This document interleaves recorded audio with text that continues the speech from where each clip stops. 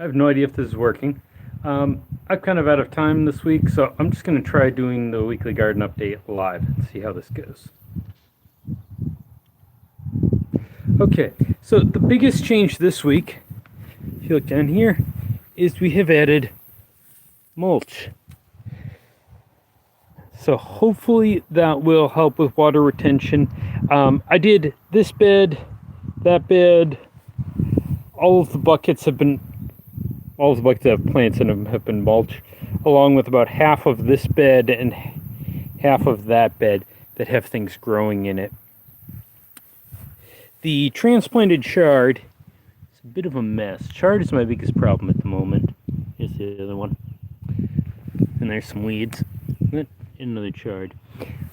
This bed, at the end, we've got bok choy that we've just go to seed. And it's got flowers, and I think it's forming little seed pods. We're not exactly sure how to harvest those yet, though. My late buckets of tomatoes are getting bigger here, but not putting a lot of fruit on. So you can see I've got a few little flowers in there, flowers over there. These were my late start tomatoes. My clone tomato is this one, and we'll go see its parent. But that's actually putting on a few fruits, and it's got some... my nose is running. It's got some flowers on it, and a sucker there. Let's get rid of the sucker. We're here. At the end here are some more really late tomatoes and some peppers. It looks like the peppers are doing badly and one of them's died. So we're going to try to add a bunch of compost to this area, rip all that out, and hopefully start our sweet potatoes in there. I've got my sweet potato slips sitting on the table over there. Those will hopefully get transplanted this weekend. My onions in the scallop bed, I've got a few of these that have just fallen over. So that's probably ready to come up as a bulb onion there. Same with this one. Not a big bulb, but still a bulb onion. I keep incorrectly calling these plants cucumbers. They're actually squash. Are just growing all the way across my onion bed and going everywhere. But we don't actually have any fruit on them yet. We've got flowers, and it looks like that's going to turn into another flower here in the lawn. We tried to redirect them and keep them in the bed, but that didn't work. Over here, chard is continuing to grow. These two chard plants were planted almost a year ago now. I think they're 9 months old when we first moved in. And they survived a hard freeze, and I've ended up with these nasty leathery leaves. It's not bad if you dehydrate them and then they become okay. It's interesting. They're not as leathery as they used to be. Huh. A little wilty. Everything in here is going to need water. My buckets here of garlic are continuing to grow. I figure those aren't going to really be ready till next year, so I'm just letting them go.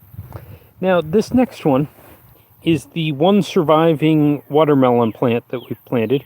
There were 3, we're down to 1. We just mulched it yesterday, but we discovered this surprise. The vines go all the way over to here, and down there we have the first fruit.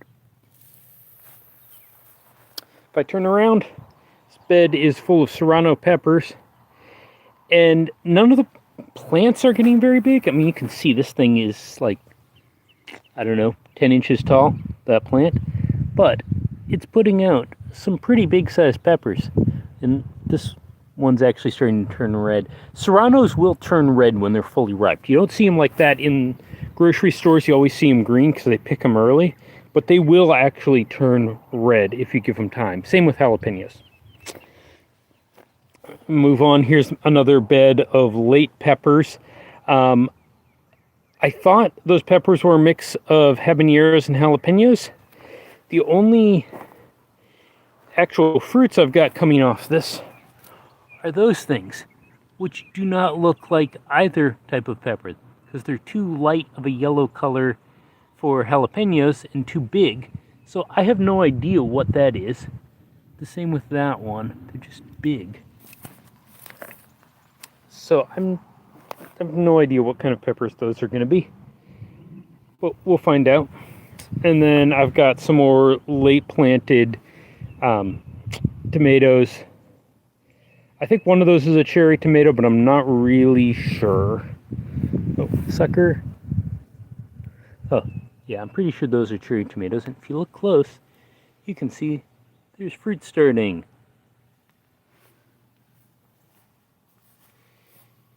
Okay.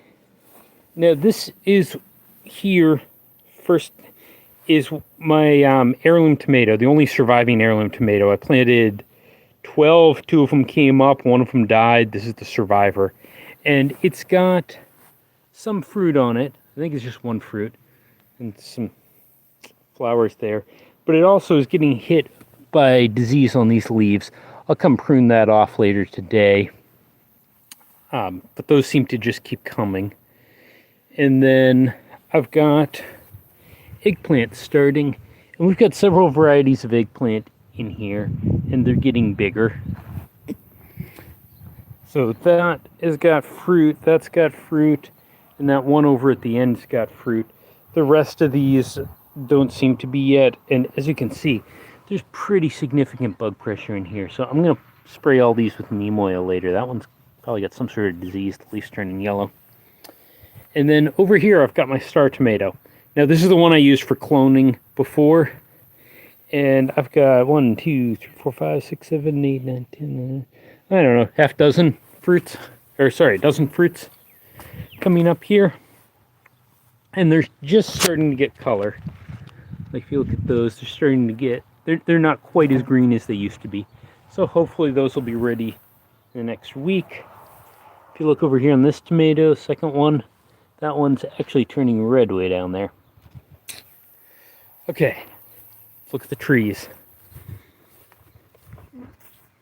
Over here, we had 2 blueberry bushes.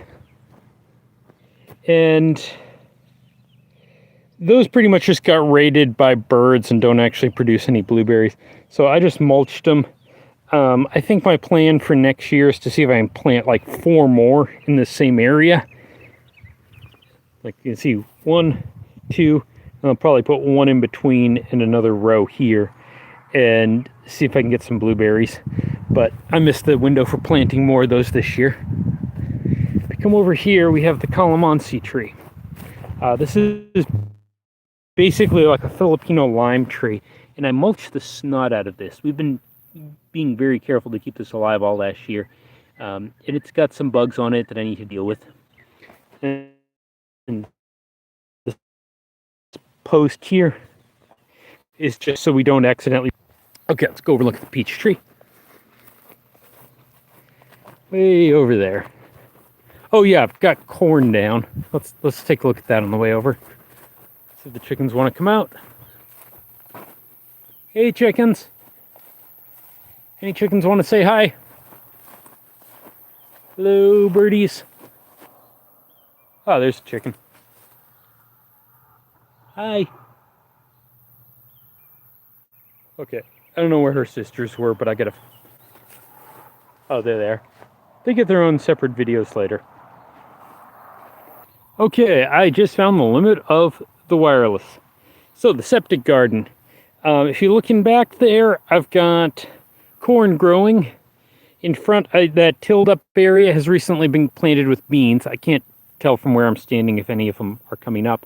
And then here we have a septic sprayer. Oh, and the chickens came out. Hey, Bok Bok. Yeah, they're getting bigger. Anyways, they're a different video. The cord's getting taller. I mean, some of those got to be 7, 8 feet tall. And the idea here is I want to see if the septic sprinkler head, because that runs when we're using water inside the house, and let that water there. I don't know how well it's working. Obviously, the corn got watered well enough. I also ran into a copperhead snake that was right in that corner of the corn. So I'm not going to go stick my hands in there and try to weed it 'cause I don't want to get bitten. And I'm right at the edge of the Wi-Fi, so I can't really show you the peach tree. Maybe I can. See if there's still signal. No, I can't show you the peach tree. Over there is a peach tree that's looking really sad. I'm going to go water that thing in a few minutes.